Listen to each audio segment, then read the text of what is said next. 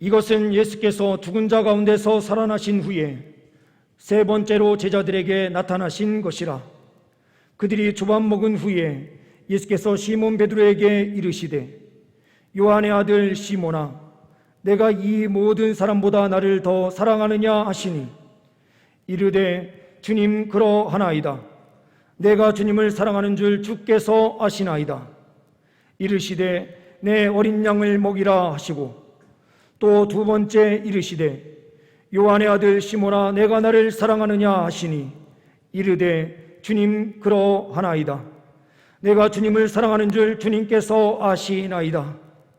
이르시되 내 양을 치라 하시고, 세 번째 이르시되, 요한의 아들 시몬아, 내가 나를 사랑하느냐 하시니, 주께서 세 번째 내가 나를 사랑하느냐 하심으로 베드로가 근심하여 이르되, 주님, 모든 것을 아시오매 내가 주님을 사랑하는 줄을 주님께서 아시나이다.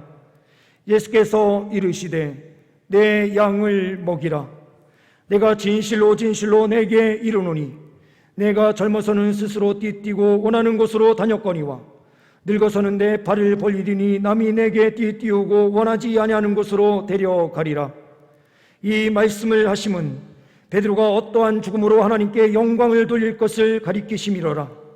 이 말씀을 하시고 베드로에게 이르시되 나를 따르라 하시니, 베드로가 돌이켜 예수께서 사랑하시는 자 그 제자가 따르는 것을 보니, 그는 만찬석에서 예수의 품에 의지하여 주님을 파는 자가 누구오니까 묻던 자더라.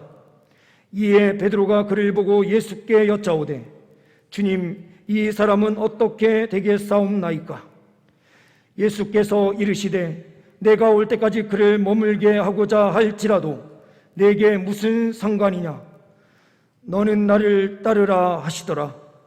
이 말씀이 형제들에게 나아가서 그 제자는 죽지 아니하겠다 하였으나, 예수의 말씀은 그가 죽지 않겠다 하신 것이 아니라 내가 올 때까지 그를 머물게 하고자 할지라도 내게 무슨 상관이냐 하신 것이로라. 이 일들을 증언하고 이 일을 기록한 제자가 이 사람이라. 우리는 그의 증언이 참된 줄 아노라. 예수께서 행하신 일이 이외에도 많으니 만일 낱낱이 기록된다면 이 세상이라도 이 기록된 책을 두기에 부족할 줄 아노라. 아멘. 우리 옆에 있는 분들과 먼저 인사하는 시간을 갖도록 하겠습니다. 사랑합니다. 한 번 더 인사하시겠습니다. 승리하세요.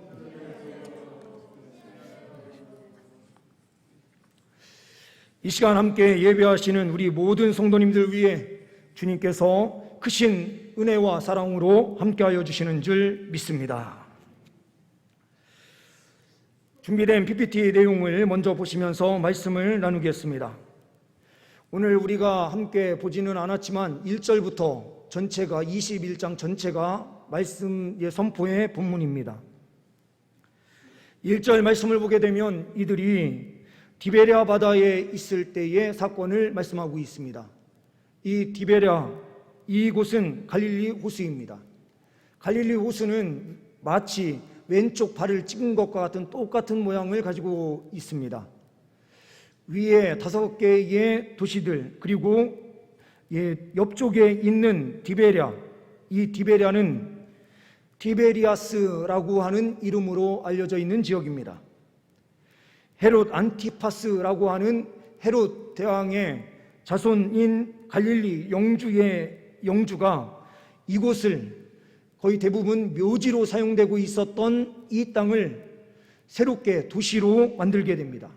그 도시의 이름을 로마의 황제의 이름을 따게 되는데 티베리우스의 이름을 따서 이것을 티베리아스, 이거를 디베랴로 일컬어지는 이 명명한 이름으로 이 도시의 이름을 짓게 됩니다.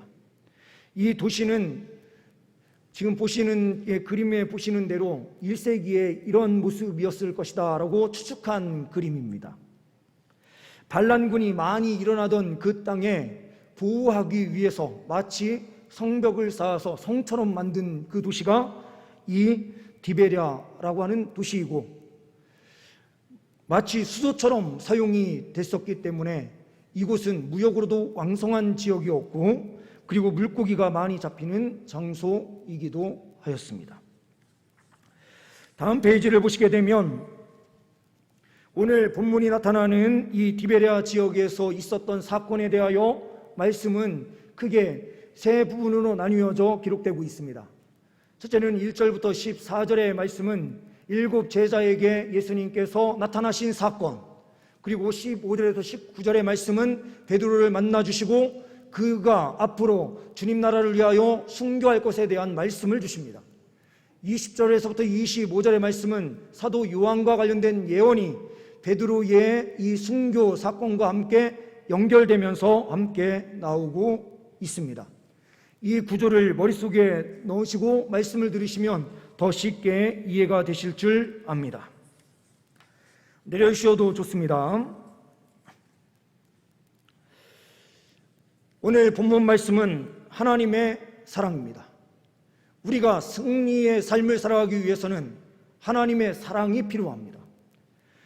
이것을 잘 알고 계신 예수님께서 오늘 친히 오늘 말씀을 기록하게 하십니다. 첫 번째로 오늘은 우리 말씀을 통하여 보게 되는 것은 하나님의 사랑은 변화를 가져온다라는 것입니다. 3절 말씀을 보시게 되면 이렇게 말씀하고 있습니다. 시몬 베드로가 나는 물고기 잡으러 가노라 하니 그들이 우리와 함께 가겠다 하고 라고 말씀하고 있습니다. 그곳에 2절 말씀을 보게 되면 이렇게 예편적에 함께하는 제자들을 기록하고 있습니다. 첫 번째로는 베드로, 그리고 디두모라 하는 도마, 그리고 갈릴리 가나 사람인 나다나엘, 그리고 세베대의 아들들이기 때문에 세베대의 아들들은 야고보와 요한을 의미합니다. 그러니 2명, 그리고 또 다른 제자 2이 함께 하고 있었다라고 말씀하고 있으니 총 7명이 됩니다. 하나님께서는 하나님의 사랑을 부어주실 때에 어떤 부분이 하나님의 사랑이 필요한지 정확하게 아시는 분이에요. 오늘 예수님은 먼저 공동체인 7명의 그 마음 안에 있는 무거운 짐을 먼저 해결해 주는 그 길을 선택하십니다. 베드로뿐만 아니라 모든 제자들이 예수를 버리고 그들은 다 떠났습니다. 십자가의 그 길, 십자가의 죽음의 그 장소를 지킨 사람들은 여인뿐이었습니다. 3년 반, 약 4년 가까운 그 시간에 예수와 동고동락했었던 제자들은 다 떠나가고 예수를 버린 것입니다. 그러니 주님께서는 이 제자들에게 먼저 회복을 일으켜야 되겠다라고 생각하신 것입니다. 오늘 말씀을 우리가 함께 읽을 때에 그 시작점에 이 현현 사건이 세 번째의 나타나심이었다라고 표현하고 있습니다. 예수님의 부활 사건을 이미 이 7 제자들은 다 보았습니다. 7 제자들이 예수를 만난 장소는 예루살렘입니다. 예수님께서 죽으신 예루살렘, 그 갈보리 언덕에서 예수 그리스도께서 죽으시고 그리고 부자 요셉에 의하여 동굴에 장사 지낸 바 되었다라는 사실을 제자들은 잘 알고 있었습니다. 그리고 예수님께서 3일 후에 다시 살아나셔서 친히 문을 닫고 있는 제자들 가운데 한가운데 들어오셔서 말씀하셨습니다. 이것이 20장의 내용입니다. 이 사건이 2번 있은 이후에 제자들이 갈릴리로 가게 됩니다.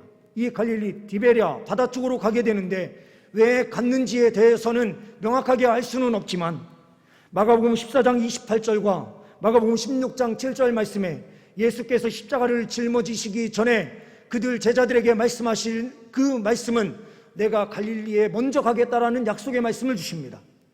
그리고 천사가 부활의 그 영광을 제자들이 알게 된 그 순간 가장 먼저 말씀하신 것이 예수님께서 먼저 갈릴리에 가실 것이다 라고 말씀하신 것입니다. 그런데 왜 예수님께서 첫 번째, 두 번째를 예루살렘에서 먼저 만나주셨는가? 그들이 두려움에 떨고 있었기에 그 두려움 떨고 있는 그 장소에서 문을 열고 나올 수 있도록 그 영광의 형체를 먼저 보여주신 것입니다. 이들이 그 예수 그리스도의 부활의 영광을 본 이후에 주님께서 약속하신 장소인 갈릴리 바다 쪽으로 갔었던 것입니다. 그런데 오늘 말씀을 보게 되면 베드로가 그곳에 도착을 해서 이렇게 말을 하는 것입니다. 나는 물고기 잡으러 갈 것이다. 이 이야기를 했더니 그 주변에 있었던 6 제자도 함께 나도 우리도 같이 갈겠다. 이것은 무엇입니까? 한 사람의 말이 얼마나 중요한지를 보여주는 거예요. 그들이 내 제자를 더 기다리기 위해서 그 자리에 있었는지는 모르겠습니다. 아직 4명의 제자가 아직 오지 않아서 그들이 올 때까지 기다려야 되는 시간인지는 모르겠지만 이 7 제자가 모여있는 그 상황에서 베드로는 옛날에 물고기를 잡던 그때로 내가 다시 돌아가겠다라고 말을 하는 거예요. 예수님께서 십자가에 죽으시고 부활하신 그 영광의 형체를 보았습니다. 예수님께서 다시 살아나셨다라고 하는 사실을 명확하게 보았다고 한다면 제자들은 그 기다리는 순간에 무릎 꿇고 기도를 하거나 하나님 앞에 찬송하며 달려가거나 아니면 예수 그리스도의 복음을 전하기 위하여 길거리로 나아가는 것이 맞습니다. 그런데 이들이 선택한 그 길은 베드로가 선택한 그 길, 다시 물고기 잡으러 호수로 들어가겠다라는 말에 모든 사람이 동조하고 있다는 사실입니다. 이 동조 현상이 가장 큰 문제입니다. 우리의 사명을 잃어버리게 하는 가장 큰 원인 중에 하나가 이 동조 현상입니다. 세상과 똑같아지려고 하는 우리의 이 동조 현상이 가장 큰 문제예요. 예수 그리스도의 십자가를 보았고 예수님의 부활의 그 사건이 우리를 구원하는 것이 아닙니다. 예수님의 십자가와 부활이 제3자의 예수님의 죽으심과 부활로만 인식하면 우리에게는 능력이 없습니다. 성령의 은혜의 역사가 우리 가운데 임하고 성령 하나님께서 예수님의 죽으심과 부활이 나의 사건이다 라고 하는 것으로 연결시켜 줘야만 사람이 변화되는 거예요.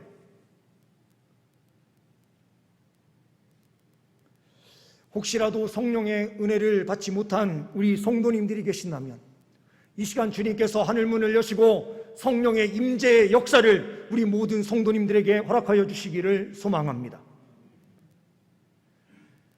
이 7 제자는 아직 해결되지 않은 문제가 있습니다. 예수님께서 나타나셔서 영광의 형체를 보여주셨지만 그의 죄의 문제를 아직 깊숙하게 알 수 있도록 말씀해 주시지 않으셨어요. 왜 너희가 나를 버리고 도망갔느냐? 그리고 베드로에게 왜 너는 하찮은 여종 앞에서도 나를 부인하였느냐?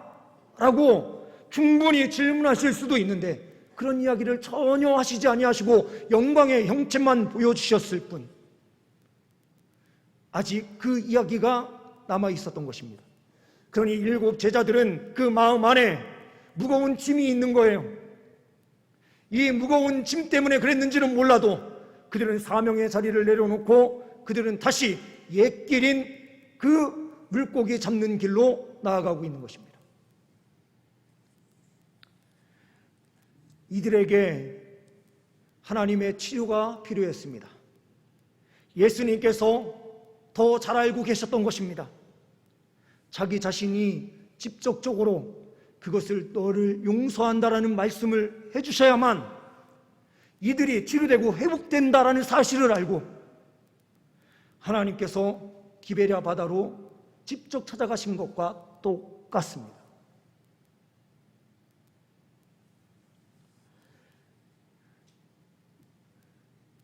주님께서 우리에게 사랑을 부어주실 때 우리는 치료되고 회복됩니다.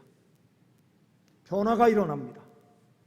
이 사건을 통해서 7 제자가 변화된 것입니다.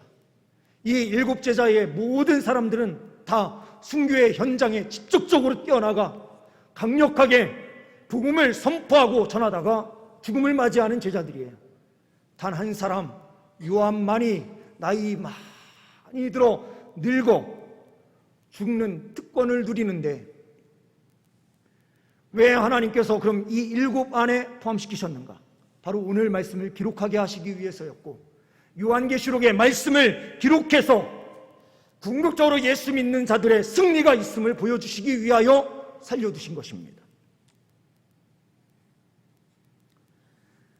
베드로를 주님께서 변화시키셔서 그 인생이 완전히 달라졌습니다. 앞장서서 사명의 길을 다 포기하도록 만들던 이 베드로가 예수를 만나고 인격적으로 체험한 그는 성령의 은혜가 충만해졌을 때에 복음을 위하여 모든 것을 쏟으며 달려갑니다. 예수를 인격적으로 만나는 사람은 이러한 변화가 나타납니다. 이러한 변화가 오늘 이 자리에 계신 우리 성도님들 위해 일어날 수 있기를 소망합니다. 두 번째로는 하나님의 사랑은 회복을 가져옵니다. 직접적으로 내가 용서한다라고 하는 말씀을 주시기보다 더 좋은 방법을 예수님께서는 선택하셨습니다. 3절 말씀을 보시게 되면 아무것도 잡지 못하였더니라고 말씀하고 있습니다. 예수 바깥에 있을 때에 또한 예수 안에 있다가 바깥으로 나아가서 사명 잃고 세상으로 나아가서 옛날 방식대로 살려고 할 때에는 우리 그리스도인들은 성공하지 못합니다. 항상 실패의 자리에 설 수밖에 없습니다. 우리는 주 안에 있을 때에 승리할 수 있고 예수 안에 있을 때에 우리는 진정한 영적 승리를 통하여 세상의 영광의 빛을 발할 수 있는 것입니다. 예수님께서 그들 가운데 찾아가셨습니다. 그물을 배 오른편에 던져라. 그리하면 잡으리라. 그 말씀에 따라서 던졌더니 물고기가 많아 그물을 들 수 없을 정도였다라고 말씀합니다. 이것이 153마리요. 모나미 볼펜에 기록되어 있는 그 153의 숫자가 이것을 의미하죠. 153마리 별것 아닌데 라고 생각할지 몰라도 물고기의 크기에 따라 그것도 다른 겁니다. 그러니 하나님께서 말씀을 기록하게 하실 때에는 크기에 집중하시지 아니하시고 그 물고기가 가득 잡혔다라는 것에 초점을 맞추고 계신다라는 것. 하나님의 관심사에 우리의 눈도 주목할 수 있는 은혜가 있기를 소망합니다.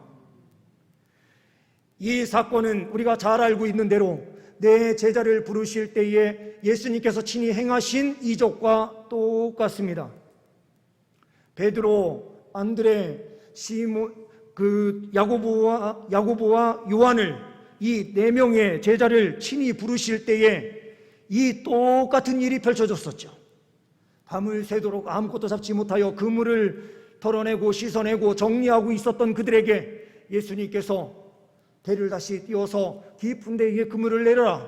그 그물을 내렸을 때에 많은 물고기를 잡는 그 사건이 있었습니다. 이것은 처음 예수님을 만날 때를 회상할 수 있도록 만드신 거예요.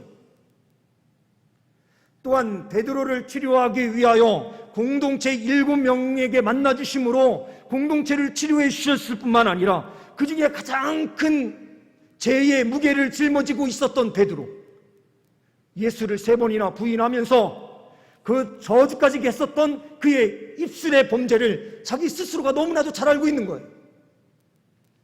그래서 이것을 치료하기 위하여 예수님께서 또한 선택하시는 방식이 무엇입니까? 처음 사명의 자리를 기억하게 하셨고, 두 번째로는 9절과 10절 말씀을 보게 되면 육지에 올라와 보니 숯불이 있는데 그 위에 생선이 놓였고 떡도 있더라. 예수께서 이르시되 지금 잡은 생선을 좀 가져오라 하시니. 숯불이 있습니다. 이것은 모닥불과 똑같은 것이죠. 주의를 피하여 베드로가 간 그 장소, 예수님께서 죽으시는 것을 어떻게 되는 건지 보려고 친히 제사장의 앞들까지 들어가서 불을 쬐려고 그 자리에 섰는데 여인 아이가 알아보는 것입니다. 요한복음 18장 25절 말씀에 베드로가 서서 불을 쬐더니 사람이 묻되 너도 그 제자 중 하나가 아니냐? 나는 아니라 라고 말하는 이 말씀과 이 숯불이 연결이 되는 것입니다.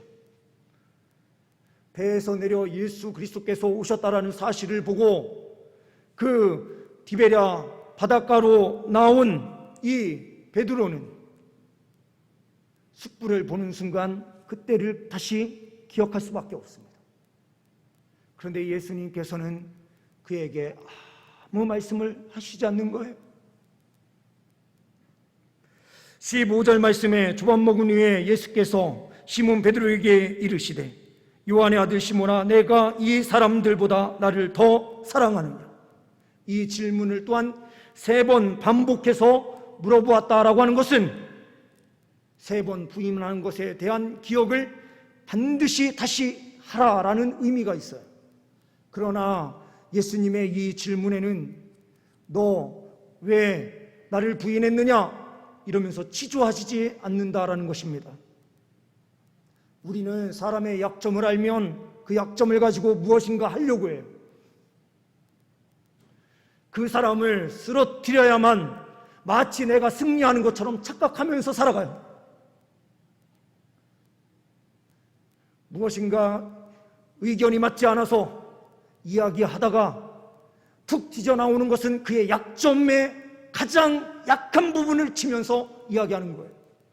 이게 우리 인간의 습성인데 예수님은 그렇게 말씀하시지 않습니다. 모든 것을 알고 있음을 분명하게 드러내 보이시면서도 내가 너를 품는다. 너를 다시 사명의 자리로 보낼 것이다. 회복시켜 주시는 거예요. 제2의 모든 무게를 다 털어버리고 다시 사명의 자리로 나아갈 수 있도록 주님께서 인도해 주시는 것입니다.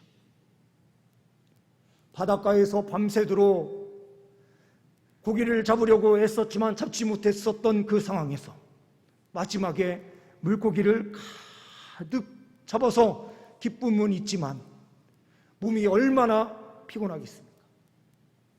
그들을 위하여 예수님께서는 친히 모닥불을 피우시고 떡을 구워서 그리고 또한 물고기까지 다 구워서 먹을 수 있도록 그리고 그 몸을 눕힐 수 있도록 환경을 만들어 놓으시는 것입니다. 주님 없이 멀리 떠나 있었던 주의 백성들을 주님께서 품으실 때는 이렇게 품는 거예요. 그들에게 온기가 필요한 것을 아시고 따뜻한 모닥불을 준비해 주시고 음식이 그들에게 필요한 것을 아시고 준비해 주셔서 그들을 먹이시고 입히시는 것입니다. 하나님의 풍성한 사랑은 이와 같습니다. 우리가 주님 곁을 떠나서 아무 소득 없는 삶을 살 때에 주님께서는 우리를 기다리고 계시고 주님 앞에 나아갈 때에 주님께서는 풍족함의 은혜로 함께하여 주시는 것입니다. 아빠, 엄마, 그리고 아들과 딸이 있는 집 7살 난 아들과 5살짜리 딸을 데리고 아빠가 등산을 가려고 차를 운전하고 가다가 사고가 납니다. 응급실에 들어갔는데 오빠의 혈액형과 똑같은 사람은 이 5살짜리 딸밖에 없는 거예요.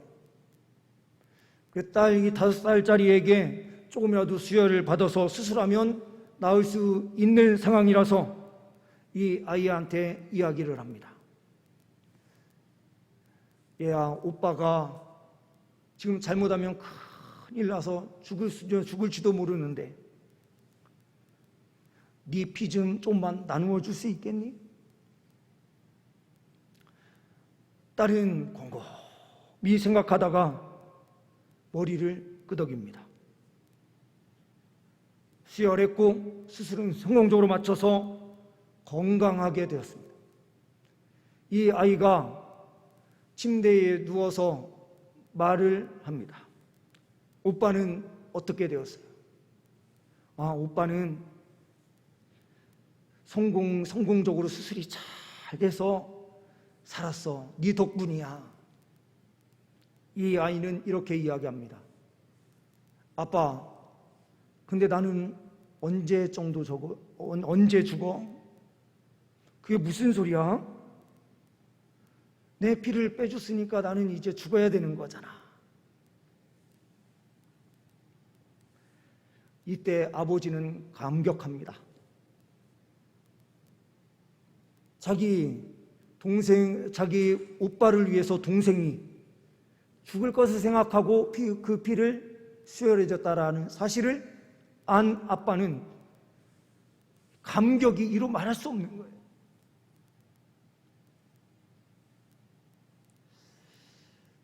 하나님의 사랑을 받은 우리는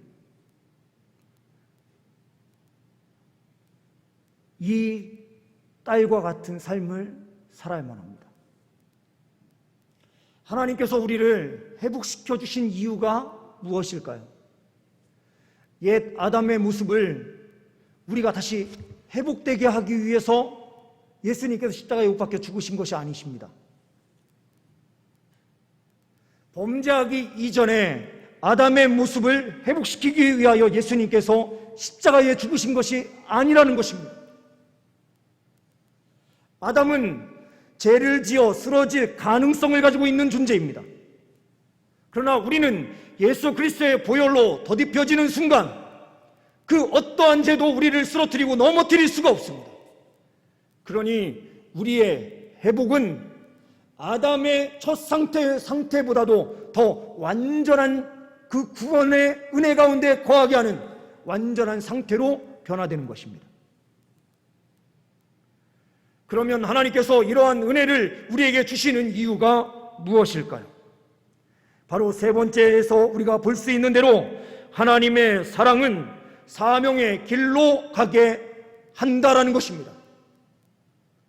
하나님께서 우리에게 그 구원의 은혜를 주시고 기쁨을 주시고 하나님의 풍성한 사랑을 우리에게 부어주시는 그 이유는 사명의 자리로 나아가게 하기 위함입니다. 18절 말씀을 보게 되면 이렇게 말씀하고 있습니다.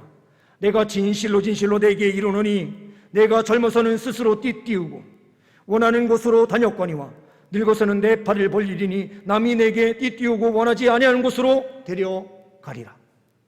젊었을 때에는 나의 옷을 내 스스로 잘 챙겨 입고 여기저기 내가 원하는 대로 다 돌아다니지만 나이가 많이 들었을 그때에는 다른 사람들이 옷을 입혀주고 다른 사람들이 원하는 곳으로 질질 끌려다니듯이 베드로 너도 그런 삶을 살게 될 것인데 너의 아집, 너의 고집이 아니라 하나님의 풍성한 사랑이 너에게 부어진 바 되어서 하나님께서 원하시는 뜻대로 너를 인도하는 대로 네가 그렇게 살아갈 것이고 마지막 그때에 주님 나라를 위하여 네가 순교할 것이다.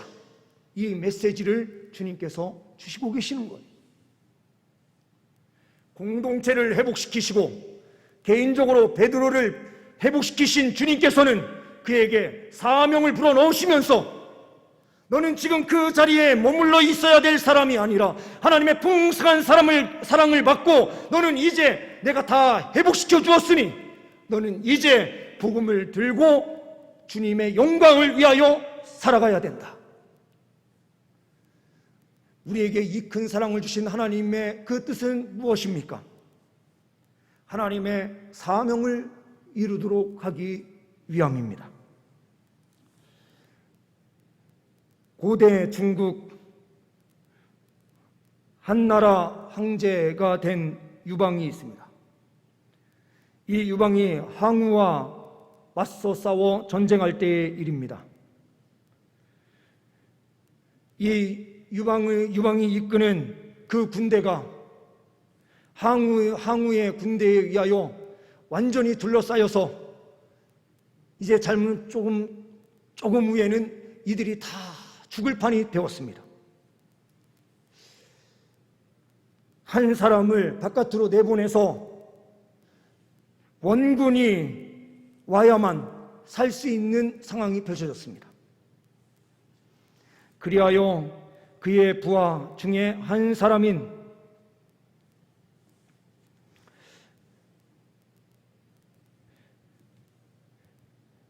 갑자기 이름이 안 보이네요. 번개라는 사람입니다. 치는 번개가 아니라 괴가 좀 약간 다른 괴자인데요. 장수 중에 번개라는 장수가 있었습니다. 이 번개에게 명령하는데 너는 이 포위된 그 전선을 뚫고 나아가서 우리의 군대에게 이 소식을 빨리 알려서 군대를 투입시켜라. 그런데 나가는 그 모든 길이 다 막혀있는 상황이었습니다. 그래서 이 장수가 선택한 방법은 숯불을 꺼내서 그 숯불을 입에 집어넣는 것이었습니다. 자기의 혀는 다 불타고 이 혀는 입속은 완전히 만신창이가 되었습니다. 미친 사람처럼 행세를 하면서 그곳을 나가기 시작합니다. 그러나 금방 이 항우부대의 포위망에 딱 잡히게 되고 일촉즉발의 위기 상황에 놓이게 됩니다. 신문도 받고 여러 가지 어려움을 당하는데 가만히 보니 입은 이미 벙어리가 되어 있고 미친 사람처럼 보이니 이 군대에서 이 사람을 그냥 풀어줘라 라고 하는 명령이 떨어져서 내보내지게 됩니다. 이 사람이 나아가서 그 일을 자기 군대에 그대로 알려서 원군이 투입되게 되고 그 전쟁에서 승리함으로 통일왕국을 이루게 됩니다. 이 사람은 사명을 이루기 위해서 뜨거운 숯불을 자기 입에 집어넣습니다. 뒤도 돌아보지 않는 한 사람의 헌신을 통해서 나라는 통일되고 굳건하게 세워집니다. 우리는 이 정도까지 갈 필요는 없습니다. 지금 그렇다고 해서 누가 그렇게 크게 핍박하는 시대도 아닙니다. 우리의 가장 큰 적은 편안함 속에서 우리가 너무나 쉽게 우리의 신앙을 스스로 내려놓는 가장 큰 문제가 있을 뿐, 하나님께서 우리에게 원하시는 삶은 은혜 받았고 주님의 사랑을 받았다면 다시 사명의 자리로 나아가라라는 것입니다. 사명의 자리로 나아갈 때에 우리의 인생은 가장 아름다운 인생이 되는 줄 믿습니다. 배에 올라타고 다시 갈릴리 바다로 나아가는 어리석은 모습이 아닌,